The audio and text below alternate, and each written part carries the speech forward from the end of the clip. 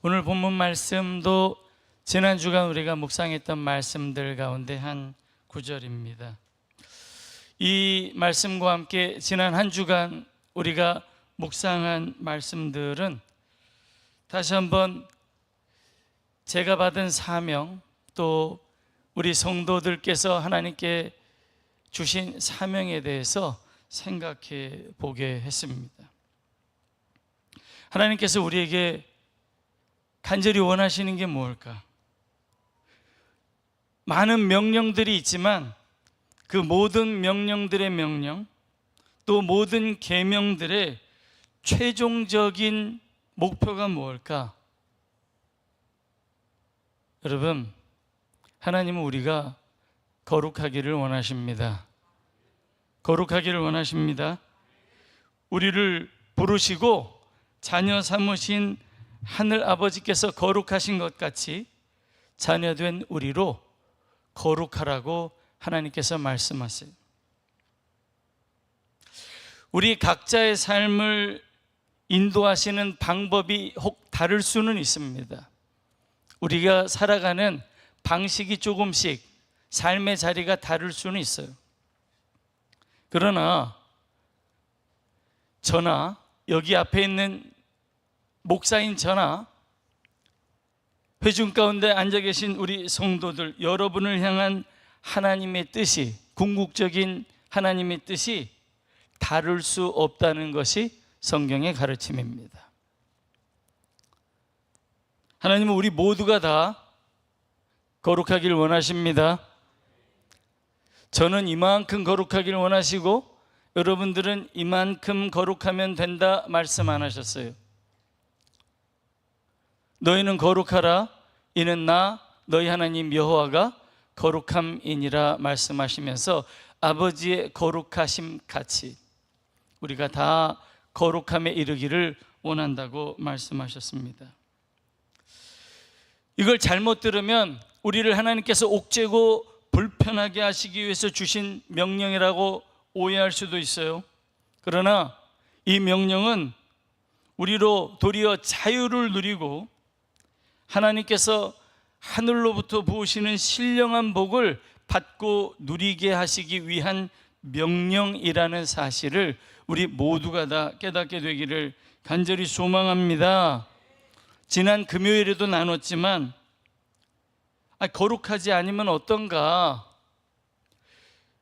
거룩하지 않아도 사는데 아무 문제 없지 않은가 생각할 수 있어요. 여러분, 그렇게 생각할 수 있습니다. 그런데 거룩하지 않으면 거룩하신 하나님 앞에 나아갈 수도 없고 만복의 근원이신 하나님 앞에 설 수도 없으니 사실 하나님을 믿으며 하나님에게 복을 구하는 성도라면 거룩하지 않은 것보다 더 큰 문제는 없습니다. 여기에 모인 우리 모두가 다 하나님께서 바라시는 거룩함을 덧입고 축복된 삶의 주인공들이 되시기를 주님의 이름으로 축원합니다. 사실 누구보다 더 말씀을 많이 배우고 연구한 사람이라 스스로 깨우치면서 오직 하나님의 말씀이 가르치는 바를 따라 목회를 해야지 다짐하고 또 다짐하며 삽니다만 세상에 살다 보니까요, 저도 세상에 살다 보니 듣는 것도 많고 보는 것도 많아서 신앙의 본질이 아닌 것 때문에, 목회를 하면서도 신앙의 본질이 아닌 것 때문에 마음과 생각이 혼란스러워질 때가 있습니다. 저도 고백하는 거예요. 지난 한 주간 그래서 많이 생각했어요. 나는 과연 무엇을 붙잡으려고 달려가고 있는가? 제가 금요일에 성도들에게도 말씀드렸습니다. 여러분들은 무엇을 잡으려고 달려가고 계십니까? 하나님께서 말씀하신 거룩함을 덧입고 온전히 거룩함에 흠이 없이 이루도록 힘쓰시는 여러분들이 되시기를 간절히 소망합니다. 이것이 하나님께서 우리를 이 교회로 모이게 하신 이유이고, 모든 교회, 우리 교회뿐만 아니라 모든 교회가 가진 본질적인 사명이에요. 말씀과 기도로 거룩하여집시다. 말씀과 기도로 거룩하여지는 경건의 훈련에 힘쓰는 교회, 이것이 우리 대광교회의 최우선 목표이고 앞으로도 목표이어야 하는 줄 믿습니다. 제가 금요일 날 그랬어요. 그래서 아침에 여러분 새벽 예배를 나오시든 그러지 못하시든 하루를 시작하면서 적어도 5분이라도 하나님의 말씀을 읽고 기도해 보자. 삶이 변화됩니다. 하나님의 축복이 임합니다. 이건 하나님의 약속이에요. 하나님께서 이 모임, 우리 교회의 만남을 통해서 우리를 부르신 하나님이 누구신지, 또 우리를 향한 하나님의 기뻐하시는 뜻이 무엇인지 깨달아 알게 되기를, 나누고 전하기를 간절히 소망합니다. 우리가 다 잘 아는 이야기가 있어요. 여러분 다 아는 이야기예요. 오늘 제목이 코끼리 다리였는데, 맹인 몇 사람이 코끼리 앞에 서서 코끼리가 어떻게 생겼나 한번 보자, 그렇게 얘기했습니다. 그리고 나서는 어떤 사람은 코끼리 다리를 만지면서 아, 코끼리는 마치 기둥같이 생겼어 이야기하고, 또 어떤 사람은 코끼리의 귀를 만지면서 아, 코끼리는 부채같이 생겼어 그렇게 말하고, 어떤 사람은 코끼리의 길쭉한 코를 만지면서 코끼리는 마치 긴 호스 같아 라고 이야기했습니다. 틀린 말은 없어요. 틀린 말은 없어요. 그런데 그 누구도 코끼리가 어떻게 생겼는지 말한 사람은 없습니다. 전체적으로 보지를 못했기 때문에. 저는 우리 신앙의 눈이 띄어지기를 원합니다. 우리 신앙의 눈이 열려야 합니다. 예수님께서 그래서 이 땅에 계시면서 맹인들을 많이 눈을 열어주시고 귀가 닫힌 사람들을 많이 열어주신 거예요. 굉장히 상징적인 일을 하신 겁니다. 우리의 영안이 열리고 우리의 귀가 열리고 마음의 눈이 밝아지기를 간절히 소망합니다. 이 코끼리 다리 비유는 종종 우리 신앙에도 그대로 적용돼요. 성경의 어느 한 부분을 읽고 그것으로 하나님 전부를 이야기하려고 하거나, 내가 경험한 어떤 경험이나 내가 습득한 지식으로 하나님을 다 안다고 말한다면, 우리도 코끼리 다리를 만졌던 그 맹인처럼 오해를 하면서 살 수도 있어요. 오늘 우리가 읽은 열왕기하 5장 말씀에도 그런 오해의 장면이 소개됩니다. 여러분 잘 아시는 이야기죠. 저 북쪽의 아람 왕, 큰 군대를 가진 아람 왕, 그 군대 장관 나아만이 나병, 문둥병, 사람의 손으로 해결할 수 없는 피부병이 걸렸어요. 그런데 그 집에 여종이, 이스라엘에서 붙잡혀온 여종이 어린아이가 있었는데, 우리 주인이 이스라엘에 가면 선지자를 만날 수 있을 것 같습니다, 고칠 수 있을 것 같아요 라고 이야기를 해요. 그래서 이 사람 마음에 소원이 생겼습니다. 그래서 자기 임금에게 가서 내가 이스라엘에 다녀오겠다 그랬더니 이 아람 왕이 친서를 써서 그 사람 군대 장관 나아만의 손에 들려서 이스라엘 왕에게로 보냅니다. 고쳐주세요. 그 편지를 받아들고 한 이야기가 오늘 우리가 읽은 말씀입니다. 이스라엘 왕이 뭐라고 이야기합니까? 내가 사람을 죽이고 살리는 하나님이냐 라고 말해요. 여기 이 이스라엘 왕은 여러 정황으로 보건대 여러분 잘 아는 것처럼 우상숭배 아주 끝판왕이었던 아합과 이세벨의 아들 여호람이었을 가능성이 높습니다. 이 이스라엘 왕은 얼핏 보면 하나님을 매우 잘 알고 인정하는 듯한 발언을 하기는 해요. 말은 그렇게 해요. 내가 사람을 죽이고 살리는 하나님이냐? 그렇게 말해요. 그러나 그 이후에 그가 한 이야기나 그의 행동을 보면 그가 얼마나 영적으로 무지한지, 영적으로 얼마나 무감각한지를 잘 보여주고 있습니다. 여러분, 이 이스라엘 왕이 내가 사람을 죽이고 살리는 하나님이냐라고 말한 그 말 속에 정말 그가 전능하신 하나님이 생사화복을 주관하시는 분이라는 사실을 인정하는 고백이 담겨 있을까요? 그렇지 않습니다. 이 사람이 자기 옷을 찢으면서 얘기했어요. 믿음의 행동으로 보이지 않습니다. 어떻게 보면 괴롭고 분을 참지 못해 그렇게 옷을 찢으면서 이건 분명히 사실이 아니에요. 자기 머릿속으로 생각한 거예요. 이건 분명히 저 아람 왕이 틈을 타서 나와 더불어 시비하려 함인 줄 알라. 이걸 빌미로 문제를 삼아 전쟁을 하려고 하는 거야. 스스로 이렇게 판단해 버렸어요. 여러분도 이미 이 말씀을 들으시면서 생각하셨겠지만 정말 하나님이 사람을 살리고 죽이는 분임을 진심으로 인정한 사람이라면 이렇게 막막한 상황에서 뭘 하겠습니까? 여러분 뭘 하겠어요? 당연히 기도해야죠. 기도해야죠. 나는 사람을 죽이고 살리는 힘이 없다고 생각하면 전능하신 하나님 앞에 나아가 기도해야 합니다. 내가 할 수 있는 게 없으니까. 그런 왕이 있었어요. 잘 아시는 것처럼 히스기야 왕이 그랬습니다.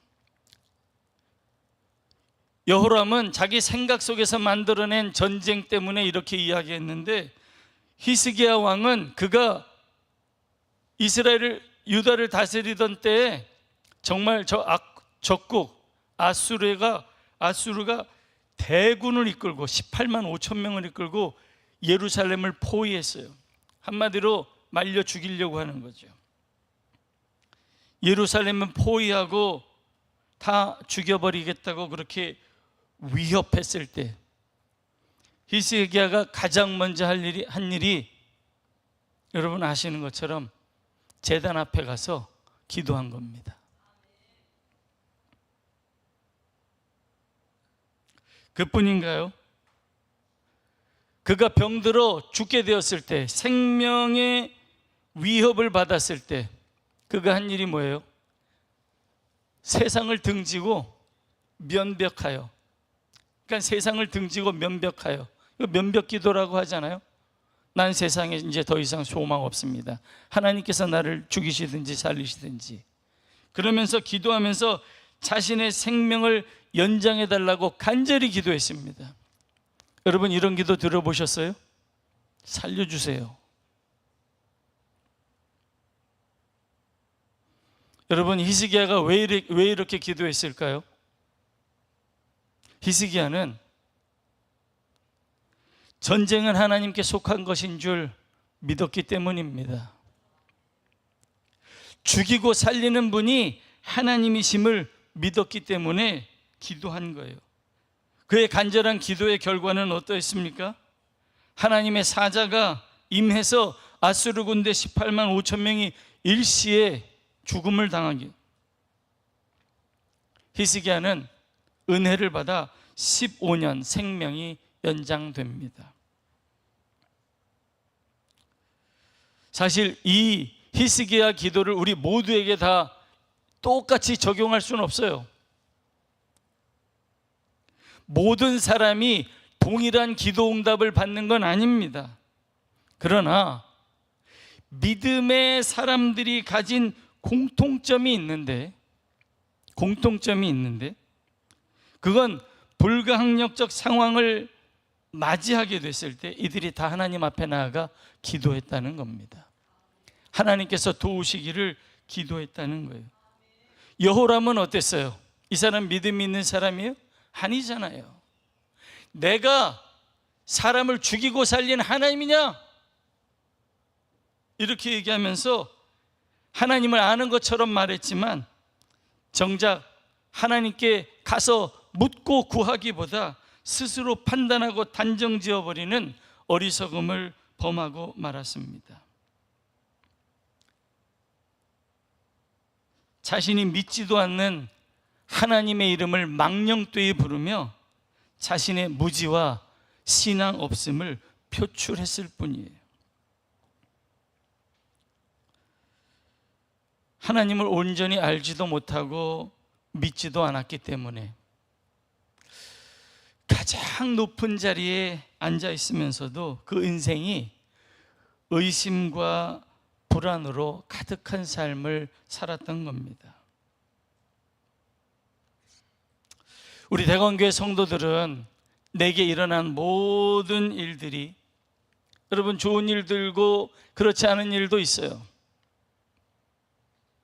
이 모든 일들이 우리를 거룩하게 하시려는, 다른 말로 우리를 구원하시려는, 우리를 축복하시려는 하나님이 허락하신 축복의 통로가 수단이 된다는 사실을 믿음의 눈으로 바라볼 수 있는 성도들이 되기를 바랍니다.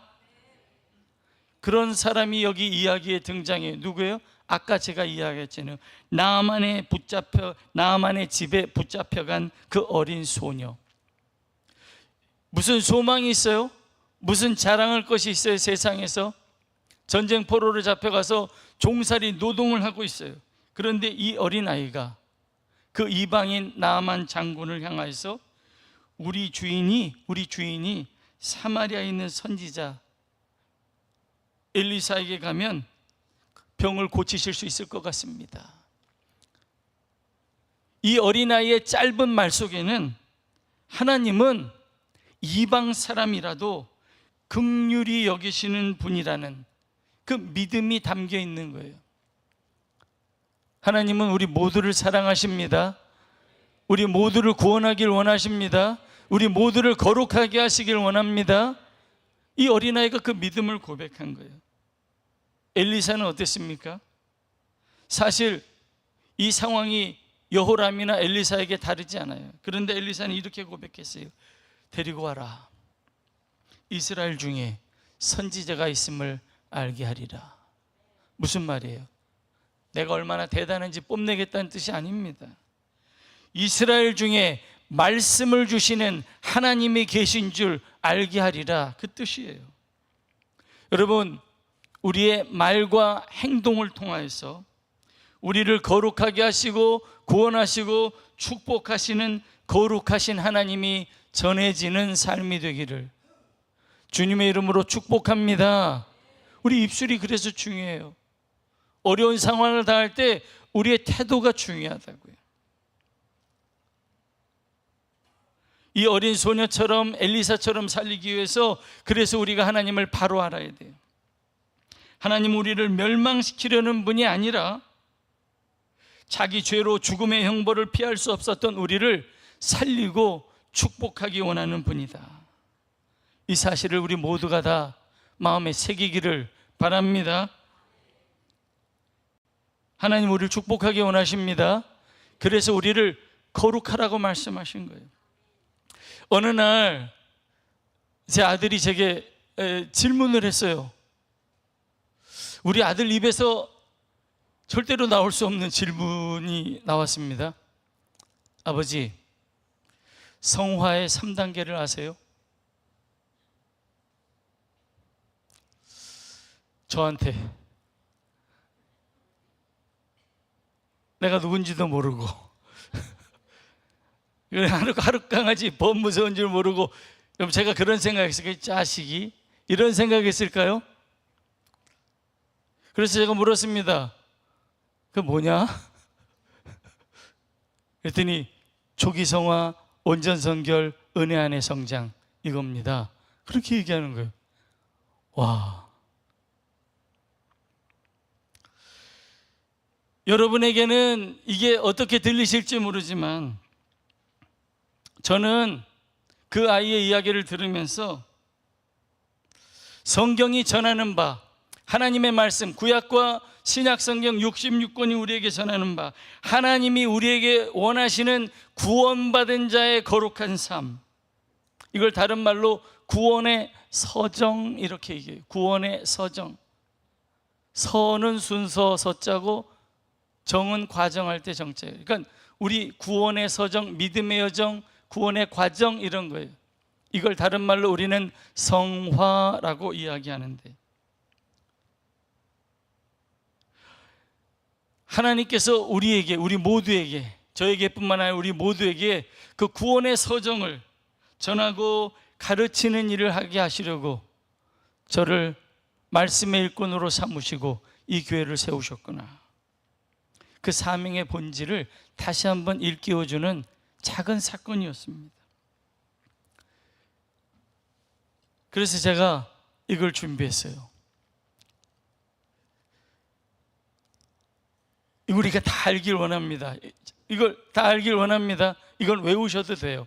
성경에 나오는 단어는 아니어도 이게 구원의 서정이에요. 우리가 믿음 생활하면서 우리 속에서 일어나는 은혜의 여정. 따라서 해보세요. 초기성화, 온전성결, 은혜 안의 성장. 초기성화가 뭐냐? 여러분, 초기성화는 성화의 시작이에요. 성화의 시작. 이걸 우리 다른 말로 회개, 칭의, 의롭게 됨, 중생, 거듭남, 양자, 하나님의 자녀가 됨, 이 말이 초기성화예요.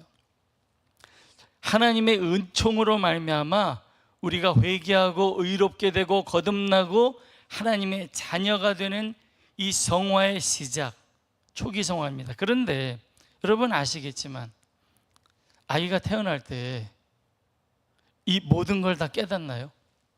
그렇지 않죠. 이걸 깨닫는 순간이 임합니다.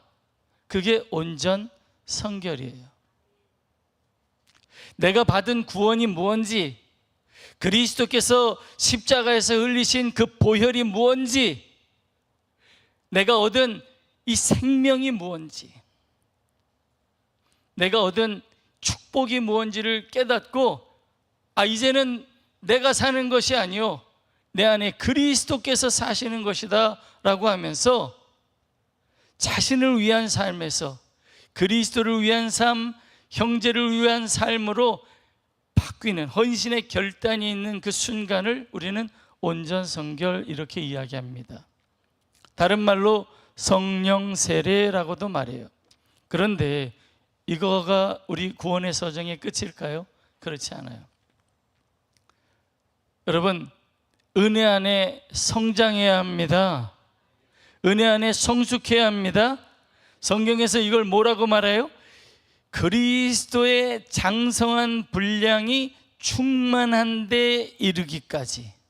여러분, 그리스도의 장성한 분량이 충만한 데 이르기까지, 그 부활의 몸을 입기까지 우리가 은혜 안에서 성장해야 되는데, 이걸 믿음의 진보라고 이야기도 하고, 하나님께서 우리 안에 두신 성령의 열매가 익어가는 시기라고도 합니다.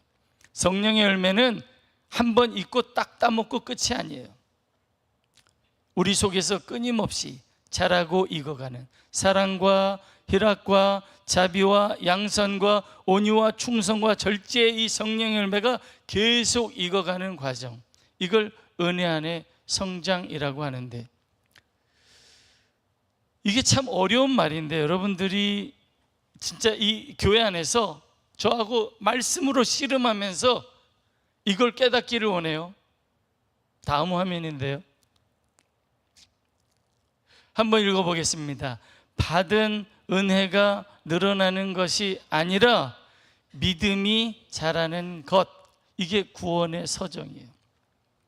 이게 참 이해하기 어렵죠. 이 세상에 살면서 모든 걸 정량적으로 생각하는 우리가 이해하기가 어렵습니다. 그런데 여러분 생각해 보세요. 이제 막 태어난 아기의 생명과 다 자란 우리의 생명이 다릅니까? 아기의 생명은 요만하고 우리의 생명은 이만한가요? 그렇지 않아요. 생명은 다 같습니다. 우리가 구원받을 때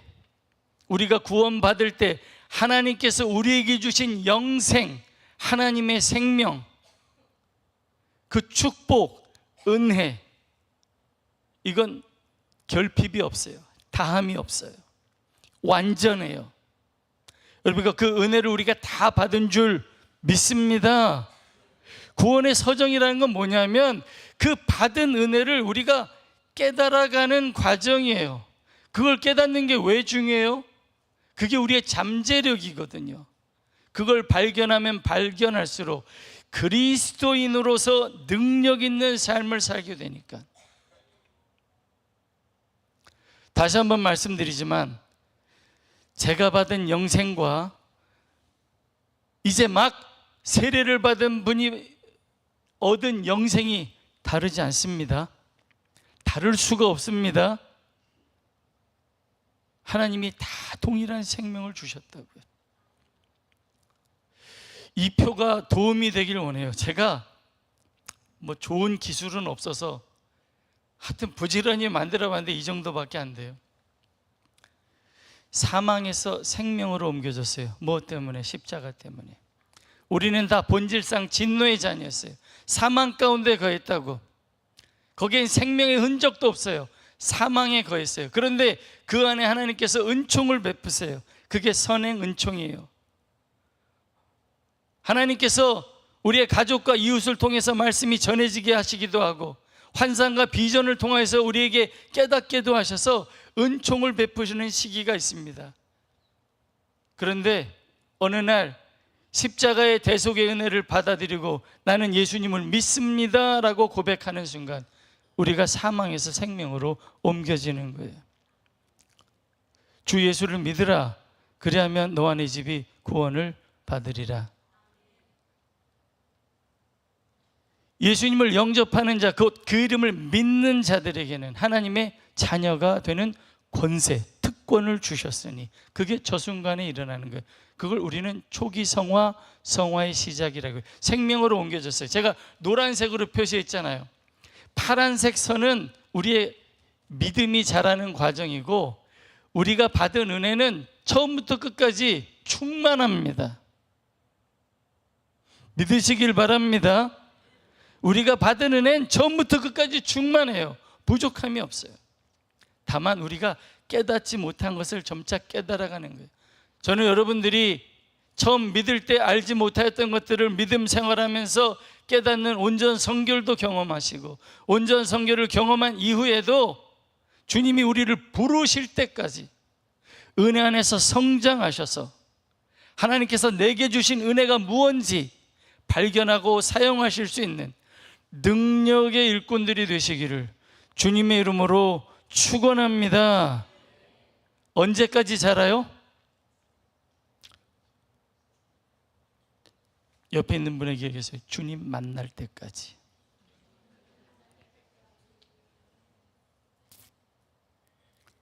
여러분 끊임없이 갈등하고 고민해요. 사실 저 표 한번 다시 보여주세요. 저렇게 그냥 쭉 올라가기만 하면 얼마나 좋겠어요. 우리의 믿음이 저렇게 쭉 올라가기만 하면 얼마나 좋아요. 저렇게만 되나요? 중간에 끊어지기도 하고 자빠지기도 하고 뒤로 물러가기도 하고. 그렇다고 여러분 은혜가 사라지나요? 은혜가 사라집니까? 저를 따라서 해보세요. 죄가 더한 곳에 은혜가 더욱 넘쳤나니 하나님의 은혜는 충만합니다.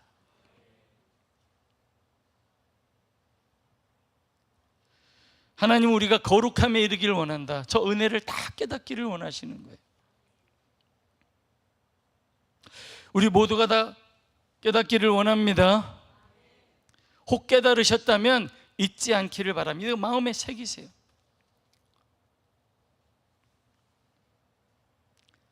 왜 이걸 잊지 않아야 되느냐? 여러분, 이걸 잊어버리는 순간 어떻게 돼요? 우리가 베드로가 물에 빠지듯 의심과 불안의 바다에 빠지게 되는 거예요. 손줄로 생각하면 넘어질까 조심해야 합니다. 저도 마찬가지예요.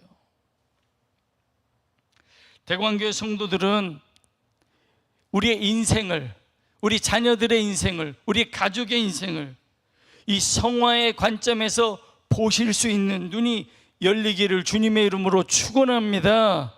맹인이 맹인을 인도할 수 없어요. 눈이 열려야 돼요. 우리 눈이 열려야 우리의 자녀들을 인도하는 거예요. 다시 말씀드려요. 저건 우리에게 약속입니다.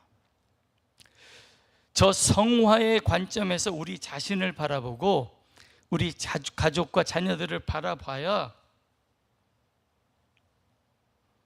우리가 넘어지지 않아요.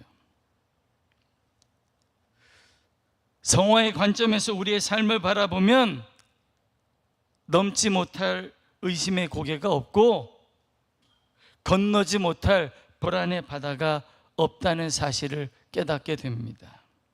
만약에 그러지 않으면, 저 렌즈로 우리의 삶을 바라보지 않으면 어떤 일이 일어나요? 매일매일 닥치는 일, 겪는 일들, 그걸 그저 우리의 감정과 생각과 판단으로 해석하면 우리도 눈 뜨지 못하고 코끼리 다리를 만지듯 우리의 삶을 오해하고 의심하고 원망하면서 사는 거예요.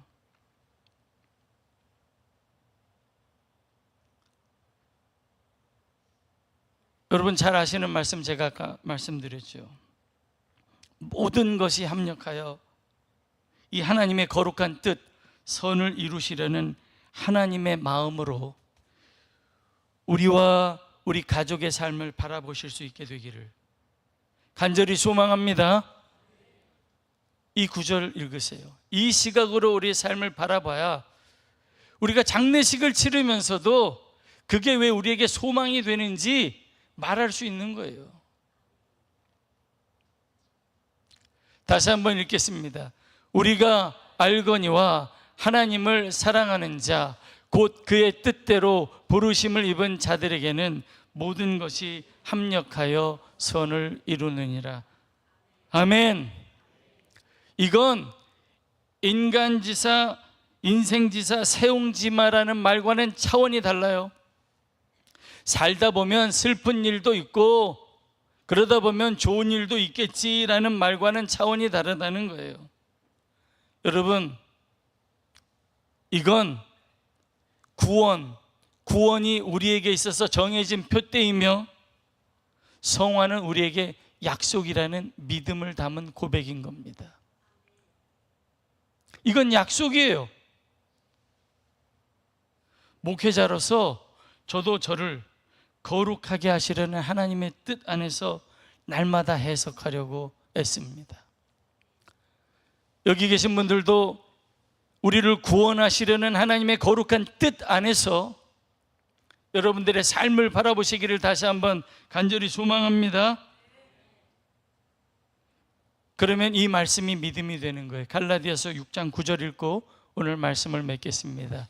우리가 선을 행하되 낙심하지 말지니 포기하지 않으면 때가 이름에 거두리라. 아멘. 기도하겠습니다. 하나님 아버지,